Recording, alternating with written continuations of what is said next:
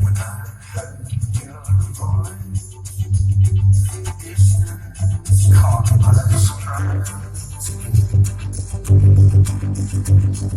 I know we fight. Hi teammates, let's dive into some mysteries. Now, I know it says in the Bible, no graven image. I'm just using these images to help us with references. So, here's Darth Vader from the film Star Wars, and this is him when he comes back in spirit form, in the Force form, and this is Anakin as an old man, if you can see him here. So, this represents Bob to me. My Aunt Dee Dee's first husband. Her second husband was Don, who represents the Word of God and the true serpent symbolism. And the one who's called the devil and Satan is the dragon, and that's the real enemy.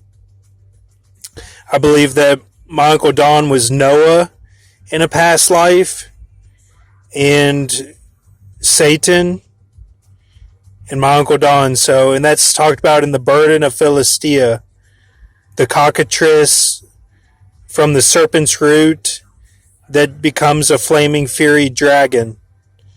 So this is Bob, and this is his true form, as an old man, the old one, who takes the sun across the firmament every day. And the son is my cousin Mitch, who was King Saul and was King Jesus of Nazareth. So he takes the sun across the firmament every day. That's what Bob does. Okay, and then this is Raiden. Okay, this is Raiden from Mortal Kombat. You can see him here. And what he does is he battles Shinnok. And I believe Shinnok is Bob representation. And I believe that this is Kevin J. O'Connor. And that Kevin J. O'Connor was the Rishi Kundu, spelled Kundu. If you look at my video from today that we went over, the goddess of the sky and the clouds and the water, she made it with him, and I believe that was the princess's cousin, Silver Coyote, from the Atlantis survivors of the African coast. And this guy here, he thought he was with her for one day, but it turned out to be over 900 years. And he was the swing painter of Athens. And and he's Kevin J. O'Connor, who we went over in my visions. He showed up in my visions a lot, representing the Bruce Willis Unbreakable character, and going after the kangaroos, the ones who kill their children. And he survived the train, which represents the mummy. He survived the sacrifices of the Mummy film and only had a broken arm. So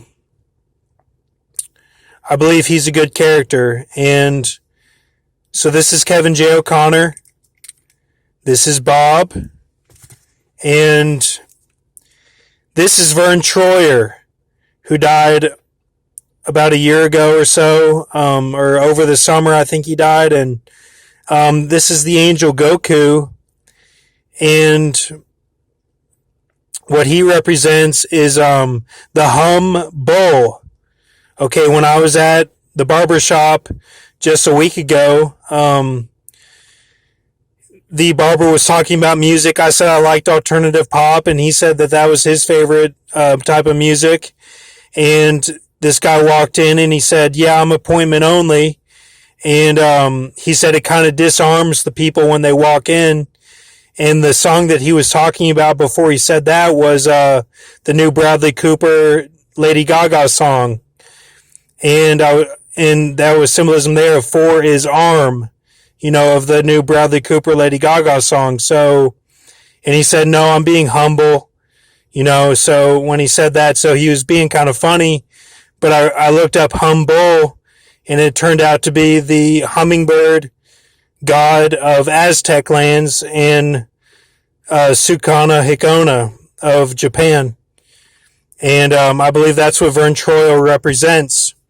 So these three together, I believe represent that they are like, their body is a temple in heaven in the Revelation 22 symbolism, and whenever they show up to anywhere they go, they can multiply the land, and they can make heaven even more exuberant and let there be more land, and they add up like they make it like an infinity wherever they are.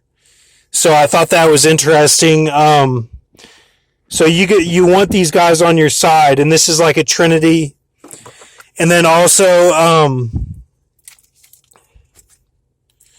the two Wolverines. There's more than two Wolverines, but the ones whose hoofs were made brass. But I believe Mike Pence and Bruno, Joust 92, could be talked about in the same sense of Daniel 12. So we could be waiting on Mike Pence to do something, because Bruno has already stood up or stepped on the scene. And so now it could be in Mike Pence's hands. So just keep faith, and I believe